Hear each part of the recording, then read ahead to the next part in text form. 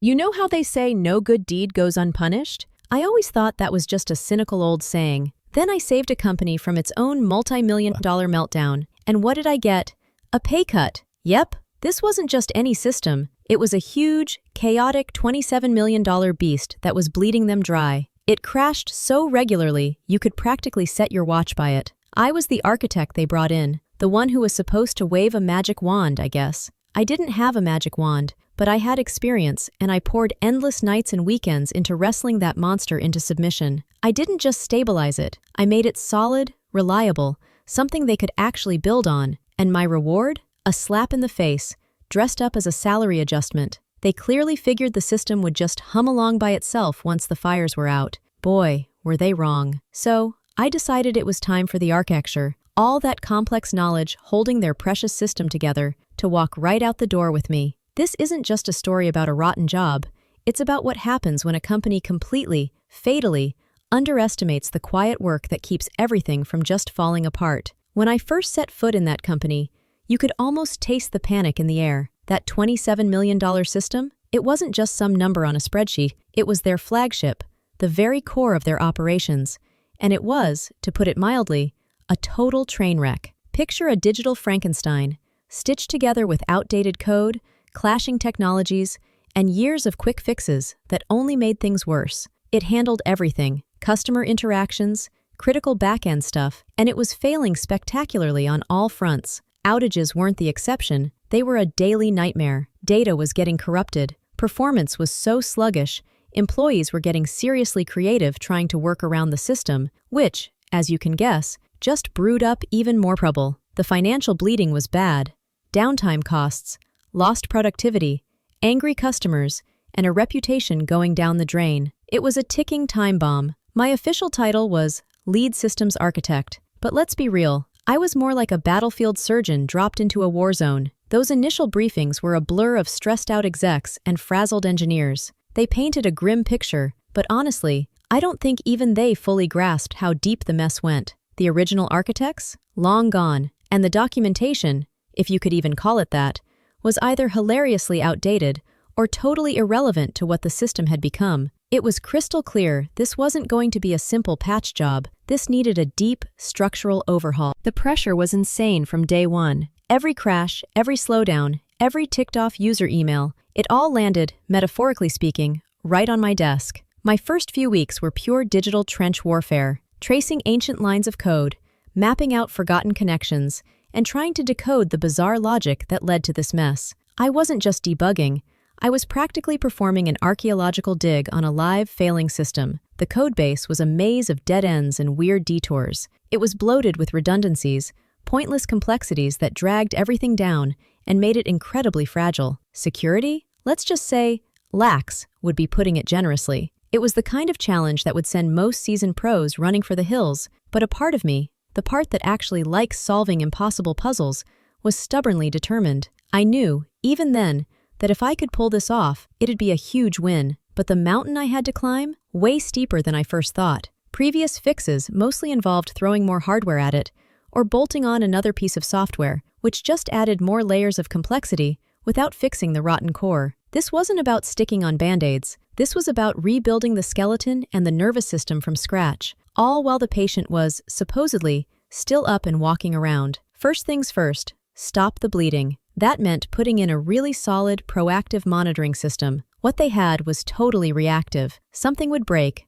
alarms would go off, and then it was a mad dash. I needed to see problems before they blew up. We're talking about watching everything: server memory, CPU loads, network latency, any weird activity patterns that might scream, security issue. It was like giving the system a brand new nervous system, one that could tell us when it was stressed or sick, long before it actually collapsed. That alone took weeks of careful planning and setup, mixing various tools and custom scripts to get the full picture. At the same time, I started attacking the core architectural problems. Things like redundancy and high availability, practically non-existent. If one key server croaked, the whole house of cards came tumbling down. So I got to work designing and implementing failover systems, load balancing to spread out the traffic and prevent jams, and looking into geographically separate data centers, at least for the really critical stuff. This wasn't just about adding more servers. It was about making the system tough, able to take a punch without grinding to a halt. We started with clustered setups for key databases and application servers. Then came the really tough part: software maintenance and refactoring the architecture. This was the deep tissue surgery. We had to find and carefully cut out mountains of useless, obsolete code, digital deadwood that was killing performance and making the system a maintenance nightmare. We rooted out redundant processes, streamlined workflows, and started to bring some kind of logical order to what had been pure chaos. Security was a massive focus. We patched vulnerabilities that had been sitting open for who knows how long, tightened up access controls, and started doing regular security audits. It was like cleaning out the Augean stables. One line of code, one config file at a time. Deploying new changes had also been a high-stakes gamble, usually an all-at-once prayer that could bring the whole system crashing down. I pushed hard for, and we implemented smarter deployment strategies, things like rolling updates, where changes go out to a few servers at a time, and eventually blue-green deployments for big releases. This meant we could deploy with way more confidence, knowing we could quickly roll back if something went wrong. Solid versioning for everything and clear rollback plans became sacred. Every change was tracked, every previous state recoverable. It wasn't quick, and it definitely wasn't easy. There were so many late nights, fueled by coffee and sheer stubbornness. There were moments of pure frustration when a tiny change would send weird ripples through the system, a real testament to how tangled and fragile the old setup was. But slowly, painstakingly, things started to turn around. The daily crashes became weekly, then monthly, then pretty much disappeared. System performance, once a running joke,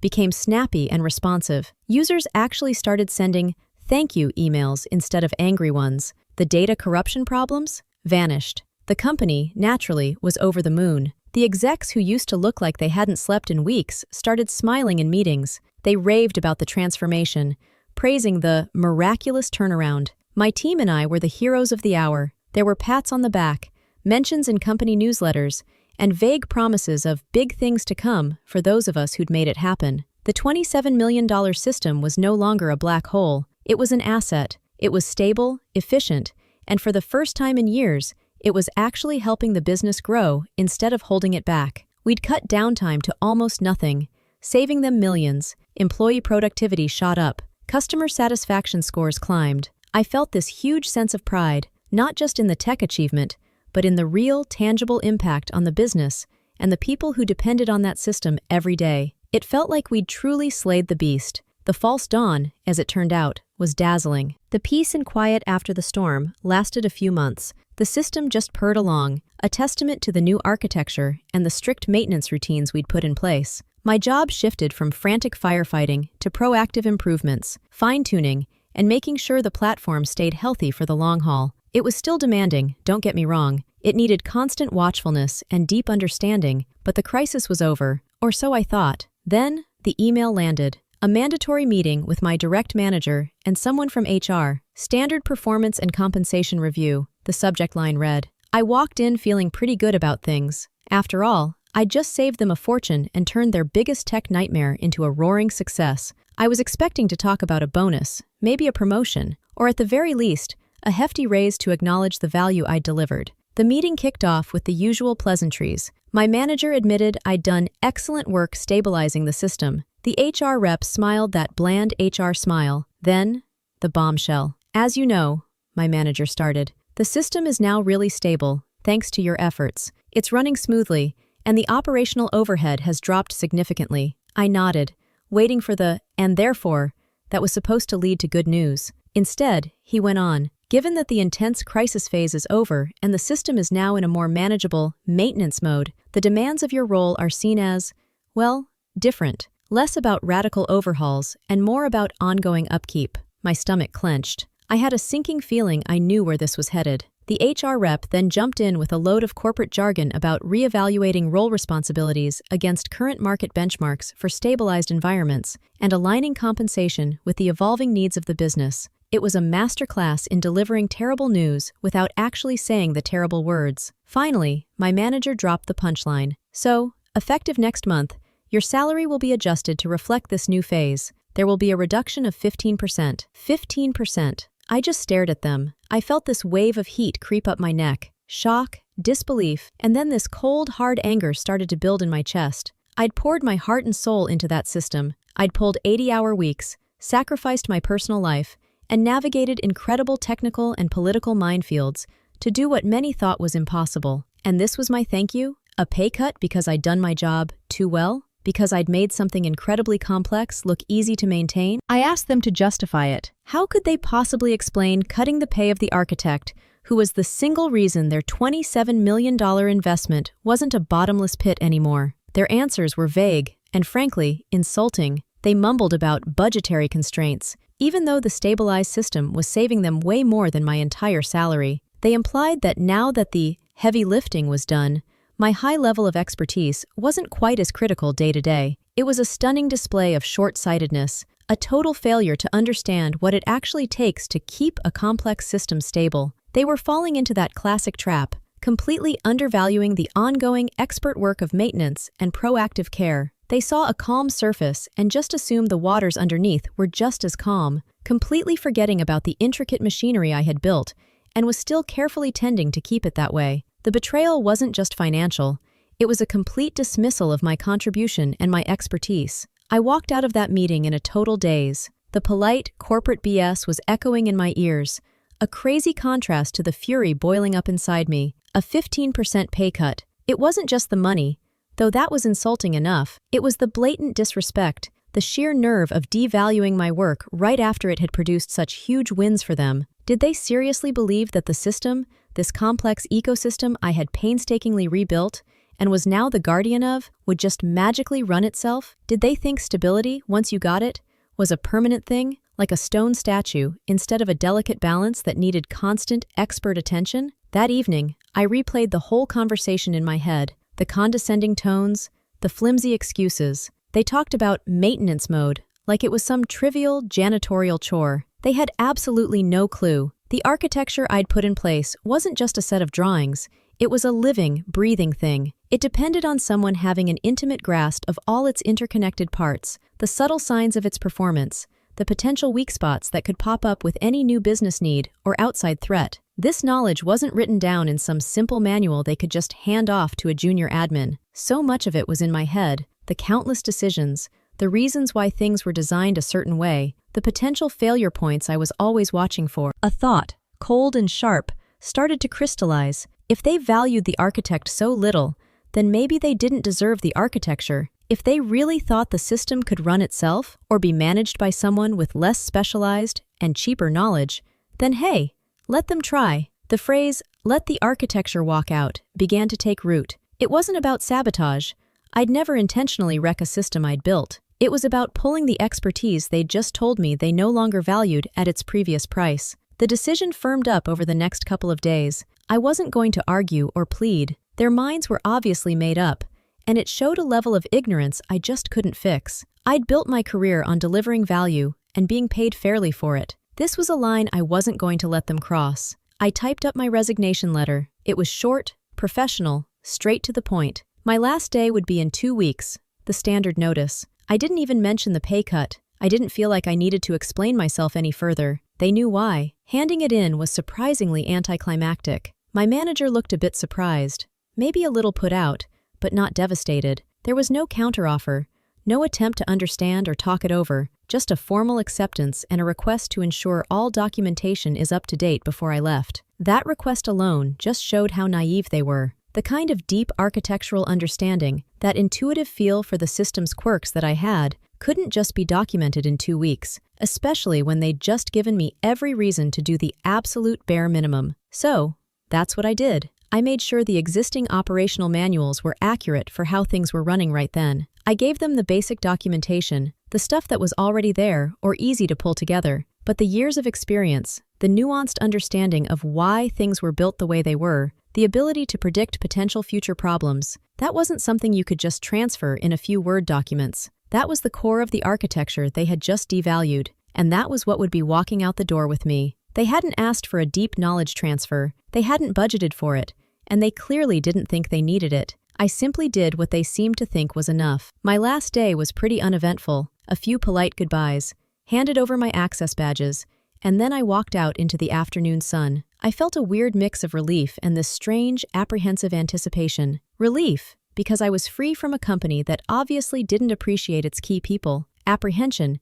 because I knew, with a certainty that was a bit chilling, that the stability I had fought so hard for was now living on borrowed time. I took a short break, a couple of weeks, just to decompress and clear my head. I started looking at new opportunities, feeling pretty confident that my skills and what I'd just pulled off would be valued somewhere else. And then, the first whispers started. A former colleague, someone I'd mentored, reached out for some unofficial advice on a minor glitch that had popped up. It sounded like a small configuration thing, easy to fix if you understood the underlying connections. I gave some general pointers but kept my distance. A few weeks later, another call, this time from a different engineer. A new feature deployment had gone sideways, causing unexpected slowdowns in a totally unrelated part of the system. They'd rolled it back, but nobody could quite figure out why it had happened. The reason was complicated, tied to how I designed the resource allocation and queuing to prevent exactly that kind of domino effect under specific load conditions.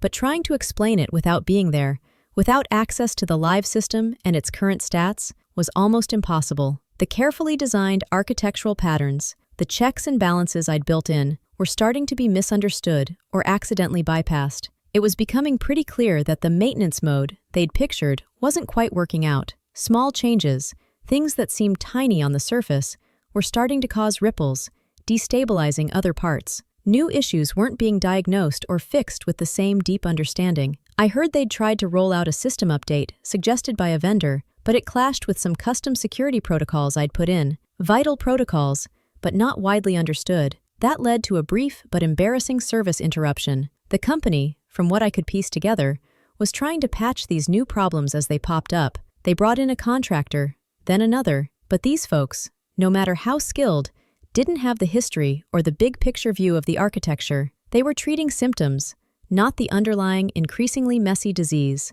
Each quick fix, each workaround, was probably just adding to the system's technical debt, making it more fragile, harder to understand, just like it had been before I got there. It was a slow unraveling, the kind that happens when the guiding hand is gone and the delicate balance is upset. The system wasn't dramatically blowing up, not yet, but the cracks were definitely starting to show, spiderwebbing their way through the foundation I had so carefully laid. They were learning the hard way that stability isn't a one-shot deal. It's an ongoing process that needs expertise. The slow unraveling went on for about 3 months. I'd landed a new gig by then, at a company that not only valued my expertise, but actively sought it out for their toughest projects. I was starting to put the whole miserable episode behind me, focusing on new challenges, new solutions. The slow unraveling went on for about 3 months. I'd landed a new gig by then, at a company that not only valued my expertise, but actively sought it out for their toughest projects. I was starting to put the whole miserable episode behind me, focusing on new challenges,